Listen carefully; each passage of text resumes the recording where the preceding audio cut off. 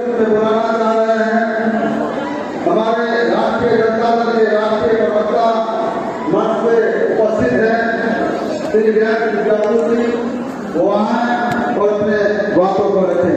श्री विद्यापति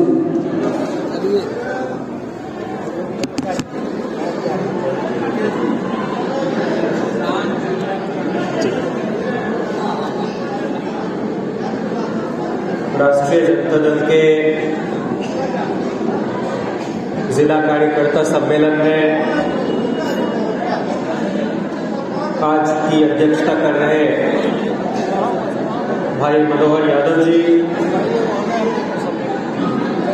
इस कार्यक्रम के मुख्य अतिथि बिहार सरकार के लोक स्वास्थ्य अभियंत्रण मंत्री ललित यादव जी,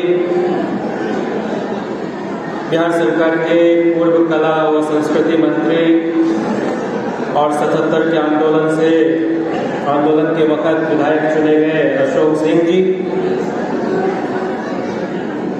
बिहार सरकार के कई विभागों के मंत्री रहे और पार्टी के राष्ट्रीय महासचिव श्याम रजक जी, मसौरी की विधायक रेखा पासवान जी,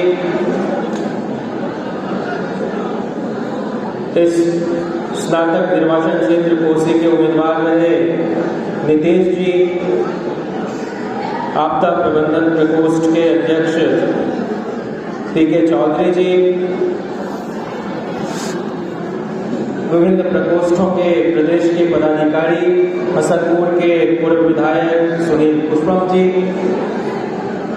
जिला के पूर्व अध्यक्ष कुमार रंजन जी, रंजू सहनी जी और यहाँ मौजूद बड़ी तादाद में समाजवाद के प्रति समर्पित आपको इस सियासत, इस देश के गरीब गुरबों को राजनीति के केंद्र में स्थापित करने वाले मोहतरम लालू प्रसाद जी को चाहने वाला संजय समाज, आज के इस कार्यक्रम का मुख्य मकसद है कि आपकी बातों को पार्टी के नेता सुने, शीर्ष नेतृत्व तक पहुंचाएं, कुछ वो अपनी बात आपसे साझा करें और ये संवाद ही लोकतंत्र की प्राणवायु है। हम लोग जो कुछ भी काम करते हैं वो ठीक से जनता तक पहुंच नहीं पाता, तो मीडिया के साथियों से भी अनुरोध कि वो भी चौथे स्तंभ की भूमिका को निभाएं। और आप जानते हैं कि जब से लालू प्रसाद जी की आमद इस सूबे में हुई, वह समूह जो गांधी का अंतिम आदमी है, उसकी इज्जत आबरू प्रतिष्ठा बढ़ने लगी, लोग वोट डालने लगे। और ये लालू प्रसाद जी ही हैं जिन्होंने अपने पहले मंत्रिमंडल में 2 आदिवासी जीत कराए थे, दोनों को मंत्री बनाया। 22 दलित विधायक जीत गए, 11 को मंत्री बनाया। 12 मुसलमान जीत गए, 8 को मंत्री बनाया। 28 अगड़ी जाति के विधायक जीत कर आए, उनमें 18 को मंत्री बनाया। और 63 पिछड़े अति पिछड़े समाज के विधायकों में 31 को मंत्री बनाया। ऐसा बिहार में पहली बार हुआ। उन्होंने आपके आत्महीनता को बदल के आत्मबल में तब्दील किया, आपकी सुषुप्त चेतना को जागृत करने का काम किया और हम लोगों के पुरखे राम मनोहर लोहिया से लेकर जयप्रकाश कर्पूरी के संघर्षों को इस राज्य में स्थापित किया। उन्हीं के कुछ अधूरे रह गए काम को आज यहाँ के यशस्वी उप मुख्यमंत्री तेजस्वी जी आगे बढ़ा रहे हैं और देश की राजनीति को आने वाले 40 वर्षों तक वो निर्णायक ढंग से प्रभावित करने जा रहे हैं। आपको हमको उनके साथ चलना है। हम जानते हैं कि हमारे वरिष्ठ नेता है, उनका लंबा अनुभव है, वो आपसे साझा करेंगे सरकार के कामकाज को भी। लेकिन दुनिया में किसी भी देश के किसी भी सूबे में 1 साल के अंदर 4 लाख नौकरी देने का काम इतिहास में कभी नहीं हुआ। तो निसंदेह महागठबंधन सरकार को जाता है कि तेजस्वी जी के उस संकल्प को जाता है जो उन्होंने घोषणा पत्र में जनता के साथ करार किया था, नेतृत्व नीतीश जी का। पहली मर्तबा बिहार में बीपीएससी में 1994 में 25,000 शिक्षकों की बहाली की, तो गुणवत्ता को सुनिश्चित किया गया था।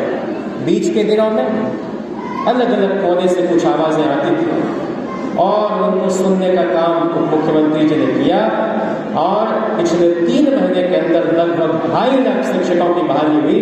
आपके बच्चों के भविष्य को संवारने के लिए, उनको सरकारी स्कूल की तरफ फिर से आकर्षित करने के लिए। जो 4,40,000 शिक्षक थे, राज्यकर्मी के दर्जे की मांग थी, उनको राज्यकर्मी का दर्जा इस सरकार ने दिया। जो पंचायत के प्रतिनिधि थे, जो आंगनबाड़ी सेविका और सहायिका थे, उनके मानदेय को बढ़ाने का काम किया और आंगनबाड़ी सेविका सहायिका का मेहनताना तो मनरेगा के मजदूर से भी कम था, उनको भी उठाने का काम हमारी सरकार ने किया। साथियों, लोगों का ये भी कहना था कि बिहार में उद्योग धंधे नहीं, सिर्फ सरकारी नौकरी के सहारे तो सबको रोजगार से नहीं जोड़ा जा सकता, तो नई आईटी पॉलिसी लेकर आए हैं और जो भी कंपनी हमारे 1000 लोगों को रोजगार देगी, उनको और भी सरकार सब्सिडी देगी, तरह तरह की सुविधाएं मुहैया कराएगी। पर्यटन के क्षेत्र में भी तेजस्वी जी ने, चाहे नगर विकास का मंत्रालय उनके पास हो, आपको मालूम है कि पिछली 20 महीने की महागठबंधन सरकार में पीडब्ल्यूडी मंत्री रहते हुए उन्होंने 5,000 किलोमीटर सड़कें बिहार में बनवाई। तो हम लोग तो काम कर रहे हैं और वो जनता तक पहुंचाना है 24 के चुनाव को ध्यान में रखते हुए, लेकिन बहुत सारे लोग तरह तरह की बात करके आपको बरगलाएंगे। आपको मालूम है कि राष्ट्रीय जनता दल भारत का पहला दल है जिसने अपने सांगठनिक चुनाव में अति पिछड़ों को 28% आरक्षण दिया और दलितों आदिवासियों को 17% आरक्षण दिया। यह तेजस्वी जी के नेतृत्व का कौशल दिखाया है। इतना ही नहीं, जननायक कर्पूरी ठाकुर जी हो बिहार में या राम नरेश यादव जी हो उत्तर प्रदेश में, पहली मर्तबा 26% आरक्षण कर्पूरी जी ने दिया, 15% आरक्षण पिछड़ों को राम नरेश जी ने उत्तर प्रदेश में दिया। और बाबू जगजीवन राम जी लगातार 28 साल तक मंत्री रहने वाले दुनिया के पहले आदमी हैं। लोग फप्तियां कसते थे कि दिल्ली से चमड़ा भेजा संदेश, कर्पूरी केश बनावे भैंस चढ़ावे राम नरेश। यही बगल में अलौली में एक मिश्री सदा कॉलेज हुआ करता था। 91 के लोकसभा चुनाव में ललित बाबू सीपीआई के साथ जनता दल का अलायंस था। कॉमरेड सूरज नारायण सिंह यहाँ के उम्मीदवार होते थे, जीते। उनके प्रचार में लालू जी आए थे और उनका एक तारीखी भाषण हुआ कि कर्पूरी जी को लोग माँ बहन बेटी की गाली देते थे, लेकिन लालू यादव को गाली देने से पहले लोग अगल बगल देख लेते हैं कि कहीं कोई पिछड़ा दलित आदिवासी अकलियत सुन तो नहीं रहा है। ये इसलिए संभव हुआ कि आपने कर्पूरी जी की लड़ाई को फिर से ताकत दिया और हमको चुन के यहाँ भेजा। आज देश के सामने चुनौती, इसीलिए जाति आधारित गणना मजबूर होकर बिहार सरकार को कराना पड़ा। यह तो राष्ट्रीय स्तर पर होना था। लालू जी ने राजभवन तक मार्च किया, उस समय के तमाम समाजवादी नेता ने इसके लिए आंदोलन किया, संसद के अंदर सहमति बनी 2 बार, एक बार देवेगौड़ा जी के समय में, दूसरी बार मनमोहन जी के समय में, लेकिन कुछ लोगों ने उसके साथ छलावा किया, नहीं होने दिया। अटल बिहारी जी की सरकार कूड़े में फेंक दिया। फिर मनमोहन जी की सरकार सहमत हुई, प्रधानमंत्री का ऑन रिकॉर्ड बयान, लेकिन उसमें भी 2 मंत्री ऐसे थे, मैं नाम लेना नहीं चाहता, एक दुनिया में नहीं है और एक खुद इस सरकार के द्वारा परेशान किए गए, जेल तक गए। लेकिन तेजस्वी जी ने इस काम को नेता प्रतिपक्ष रहते हुए भी 2 बार देश के सभी विपक्षी दल के नेताओं को खत लिखा, सोनिया जी तक को 2 बार बिहार विधानसभा में संकल्प पारित हुआ इस आशय का। लेकिन जब हमारी सरकार बनी है दोबारा, तो इस ऐतिहासिक काम को संभव बनाया और ये किसी के खिलाफ नहीं है, इससे समाज के हर वर्ग के लोग लाभान्वित होंगे।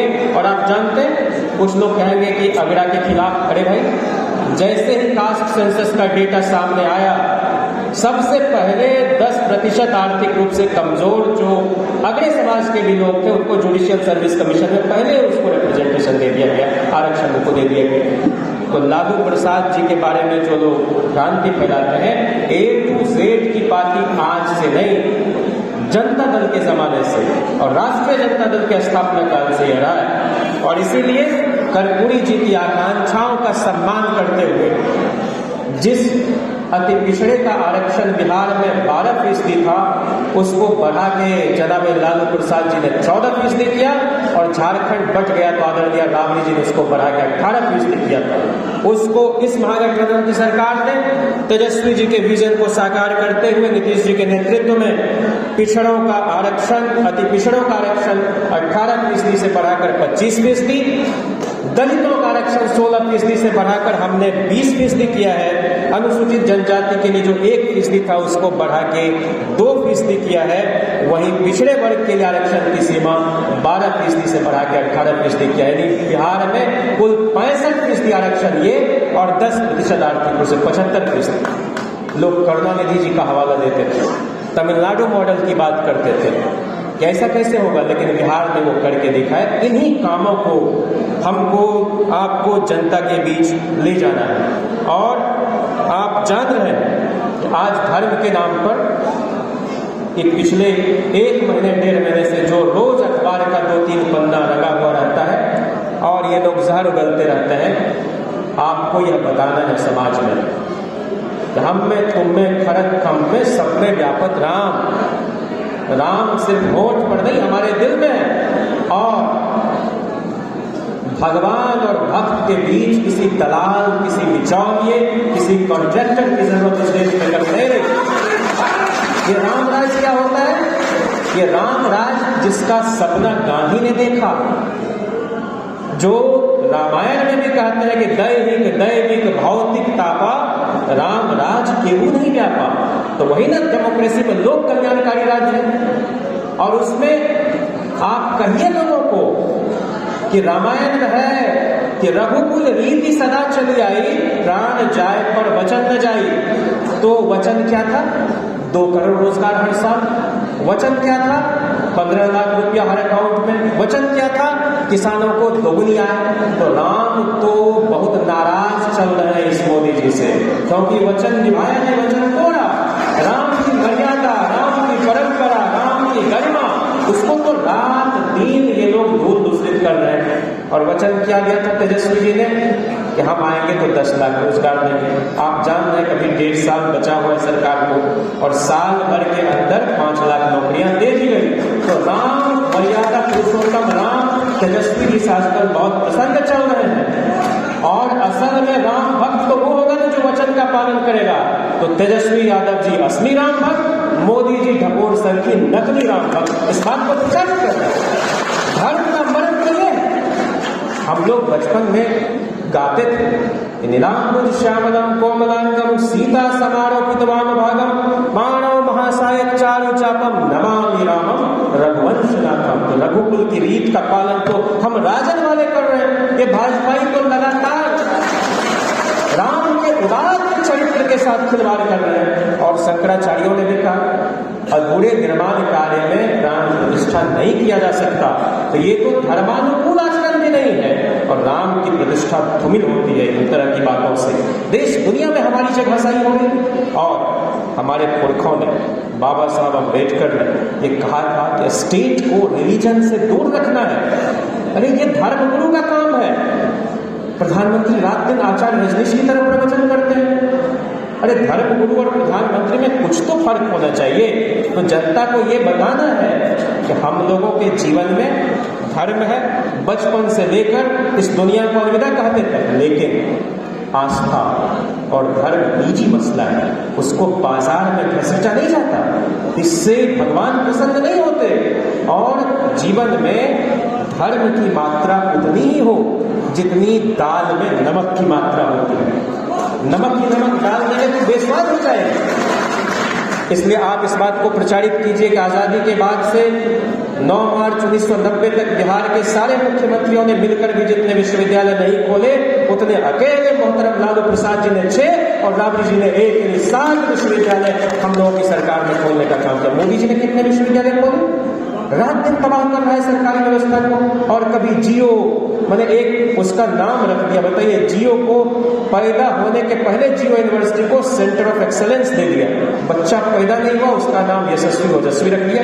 ये कमाल है इस प्रधानमंत्री का।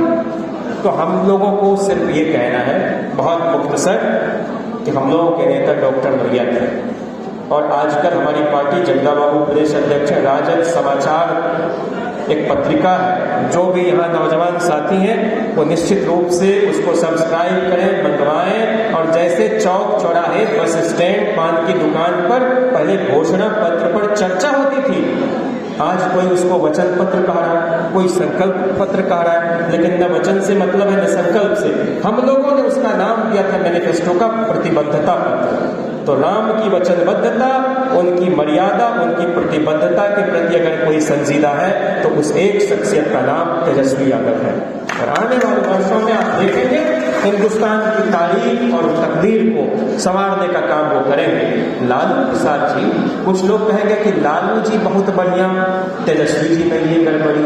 कुछ लोग कहेगा तेजस्वी जी बहुत बढ़िया, लालू जी में ये खामी। आप ध्यान रखना, ये मीठा बोलने वाले दोनों तरह के लोग आपके नहीं। अरे न लालू जी और तेजस्वी जी में कोई अंतर है, एक निरंतरता है और वो यात्रा चलती रहेगी। वो राम मनोहर लोहिया से, कर्पूरी से, जगदेव से होते हुए, लालू प्रसाद जी से होते हुए, राबड़ी जी होते हुए, नीतीश जी होते हुए तेजस्वी जी तक पहुंची। तो आपको भ्रम में नहीं पड़ना है। वैसे अंत में 2 बात कहना चाहता हूं कि डॉक्टर लोहिया का 2 लेख है। एक का शीर्षक है राम कृष्ण शिव, दूसरे लेख का नाम है कृष्ण।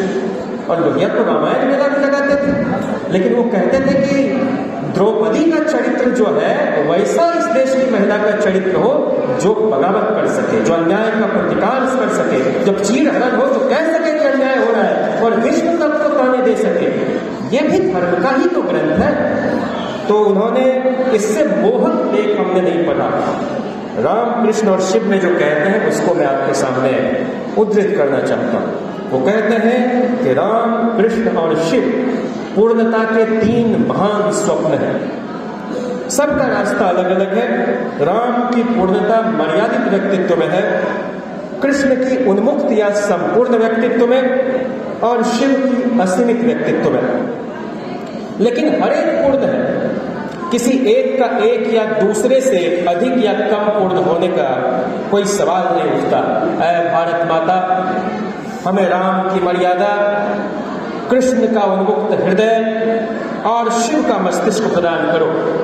हमें असीम मस्तिष्क और उन्मुक्त हृदय के साथ साथ जीवन की मर्यादा से रचो। इसी मर्यादा का घनघोर अभाव हो गया इस देश में। प्रधानमंत्री ने उस पद की गरिमा को कलंकित करने का काम किया। इस देश के इतिहास में पहली बार किसी प्रधानमंत्री का कोई रिमार्क्स संसद की कार्यवाही से हटाना पड़ा। वो इतना भोंडा और इतना भद्दा रिमार्क्स था। और ये लोग हमारे 1-2 विधायक की कोई बात को, अरे लोकतंत्र है, अभिव्यक्ति की आज़ादी है, लेकिन हम आप सभी साथियों से अपील करना चाहते हैं, कभी भी किसी की भी धार्मिक भावना को ठेस पहुंचाने का काम जिस तरह से भारतीय जनता पार्टी करती है, उसमें, उस पचड़े में हम लोगों को नहीं पड़ा। हमारा काम इतना है जिसको जनता के बीच लेके चले जाएंगे तो आपको जीतने से कोई नहीं रोक सकता। और हम लोगों ने इसको छठी का दूध याद दिलाया है। 2015 को आप याद करो, कहीं निशान नहीं बचा था भारतीय जनता पार्टी का। 2020 में आपके हमारे नेता ने किस मनोबल के साथ लड़ने का काम किया। 77 से लेकर 2014 तक कोई चुनाव नहीं है जिसमें लालू प्रसाद जी की सक्रियता ना हो, लेकिन हमारे बीच नहीं थे 2019 के चुनाव में, 2020 के चुनाव में। लेकिन अब तो आप सबकी दुआओं की बदौलत वो पूर्णतः स्वस्थ हैं और स्वस्थ होंगे, और हम लोग भरपूर मुकाबला इस जन विरोधी सरकार का करेंगे। एक बात आप जरूर बताएं कि जितने बंद पड़े चीनी मिल थे, तेजस्वी जी के साथ हम 4 बेरोजगारी हटाओ यात्रा में थे, उसके बाद तो कोरोना आ गया। उन्होंने कहा था कि हम रीगा वाला चीनी मिल फिर से चालू कराएंगे, देखिए उन्होंने कराना शुरू कर दिया, उस पर फैसला हो चुका है सरकार का। तो जनता को तो इस तरह की सरकार चाहिए, और कुछ लोग मोदी का हवा बना के आपके सामने परोस रहा है। नहीं, आज इंडिया की सरकार, ये हमारा आखिरी अंश है, कि बिहार में है,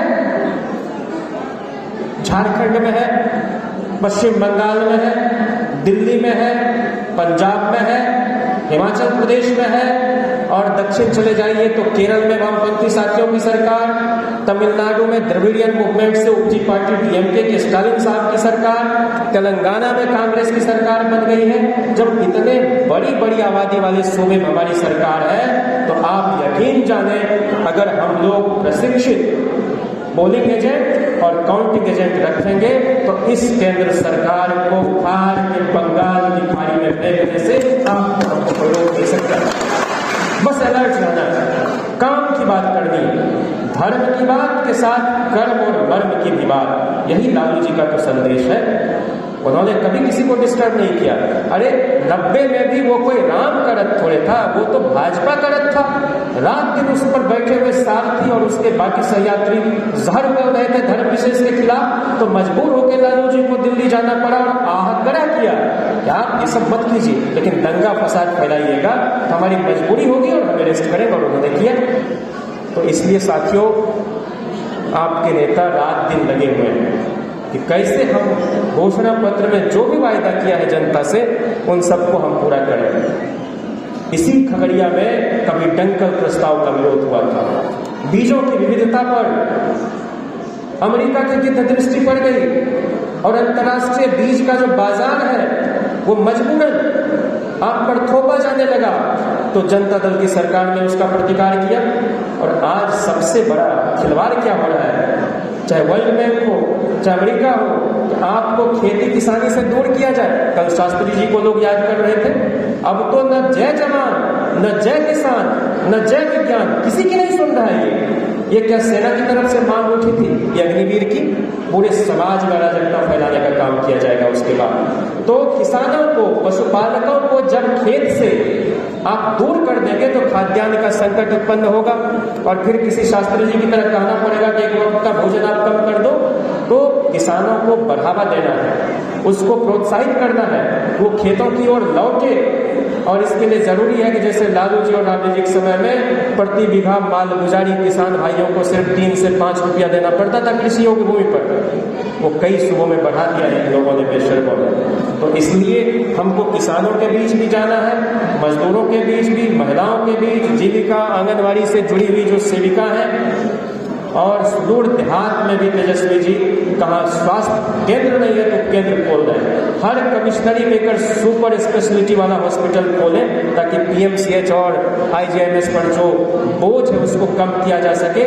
तो एक बार पिछड़े समाज की लड़कियों के लिए राबड़ी जी ने हर कमिश्नरी में एक आवासीय विद्यालय खोला। अशोक सिंह जी गवाह हैं, इनके यहाँ खुद भी सहरसा में।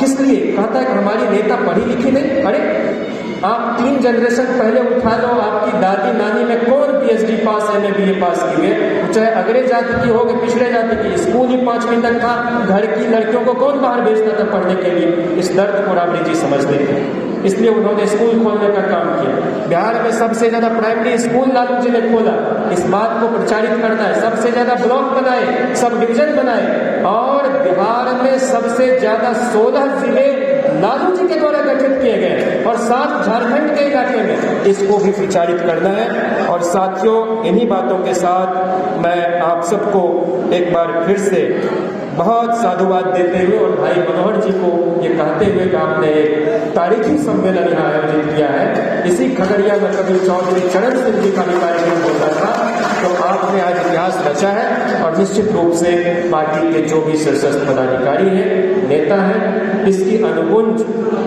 पटना तक जाएगी और दिल्ली की जो आबो हवा है उसको बदलने में इस सम्मेलन की भी एक छोटी सी ही भूमिका सही लेकिन होगी। और अंत में मैं इस देश में पिछड़ों के लिए लगातार आंदोलन करने वाले मंडल आंदोलन के महान सेनानी, महान समाजवादी नेता जिनको जयप्रकाश जी ने पहली बार पीपुल्स कैंडिडेट बना के संविधान सभा के सदस्य जो गुजर गए उनके खिलाफ, जो उनके पोते थे रवि मोहन, उनके खिलाफ उतारा था। और जब आपातकाल लागू हुआ तो इस देश में दो ही नेता हुए, एक मधुलिमय, दूसरे शरद यादव, जिन्होंने संसद की सदस्यता से इस्तीफा दिया था लोकसभा का कार्यकाल बढ़ाए जाने के खिलाफ। आज उनकी पहली बरसी है, जो लालू जी के बड़े भाई की तरह थे, राजनीतिक साथी थे और इस देश में जब कभी भी लोकतंत्र पर खतरा हुआ लगातार सड़क ही नहीं संसद में भी हम लोगों के लिए एक बहुत तर्कपूर्ण ढंग से बात करने वाले दुर्लभ नेताओं में शुमार थे। मैं शरद जी की जो जनता के साथ आत्मीयता थी उसको बारंबार याद करते हुए मैं उनकी स्मृति को नमन करना चाहता हूँ। और शरद जी जैसे लोग कहीं जाया नहीं करते, कभी गुजरा नहीं करते। 74 के बाद से 2019 तक इस देश का कोई आम चुनाव नहीं है जो उन्होंने लड़ा हो, और उनकी बड़ी भूमिका है इस देश को बनाने में। आज वो हमारे बीच नहीं है, लेकिन जब मर्ज कर रहे थे अपनी छोटी सी पार्टी लोकतांत्रिक जनता दल को 2022 में, उन्होंने एक बात कही थी, समाजवाद की लड़ाई को अब आगे ले जाएंगे तेजस्वी यादव। हम सब लोग तेजस्वी जी के नेतृत्व में अपने पुरखों की लड़ाई को और आगे ले जाएं। इसी संकल्प के साथ आप सबको बहुत साधुवाद देते हुए 24 की लड़ाई के लिए असीम सद्कामना व्यक्त करते हुए अपनी बात को यही समाप्त करता हूँ। आपने मुझे इतने धैर्य से, स्नेह से सुना, आपका बहुत शुक्रिया। इनकलाब जिंदाबाद, सामाजिक न्याय जिंदाबाद, लैंगिक न्याय जिंदाबाद, आर्थिक न्याय जिंदाबाद। और मौसम इधर उधर हो जाता है तो जलवायु पर भी काम करना है, तो जलवायु न्याय जिंदाबाद। बहुत शुक्रिया। धन्यवाद जयंत जिज्ञासु। अब हम अगले वक्ता के रूप में बुलाना चाहेंगे राष्ट्रीय जनता दल के माननीय प्रदेश उपाध्यक्ष सह मुख्यमंत्री श्री अशोक कुमार सिंह जी को। वो अपनी बातों को रखें। श्री अशोक कुमार सिंह जी आइए।